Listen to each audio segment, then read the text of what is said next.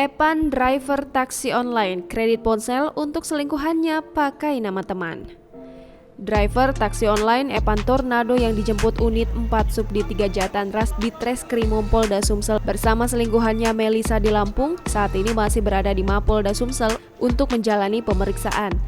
Asosiasi Driver Online Sumsel yang datang ke Mapolda Sumsel menyayangkan sikap Epan yang rela berbohong dengan melakukan rekayasa terkait dirinya yang pergi dengan selingkuhannya ke Lampung.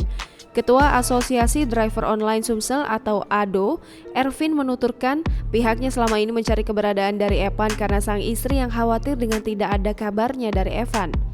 Dari laporan itu, pihaknya melakukan pencarian dan juga menemani istri Epan melapor ke Polrestabes Palembang. Akan tetapi, prediksi dari rekan-rekan sesama driver taksi online meleset. Kasus perselingkuhan yang akhirnya terungkap ini membuat ADO juga akan melakukan langkah. Secara tidak langsung, perbuatan yang dilakukan Epan sudah merusak nama asosiasi. Selain itu, juga sudah membohongi publik serta istrinya. Dari itulah, mereka akan mengkaji lagi tentang keanggotaan Epan ke depannya. Hal ini juga menjadi pelajaran bagi asosiasi bila ada laporan mengenai kehilangan. Mereka akan benar-benar fokus dan menyelidiki apakah memang benar menjadi korban begal atau pergi lantaran ada selingkuhan. Jangan lupa subscribe, share, komen, dan like ya!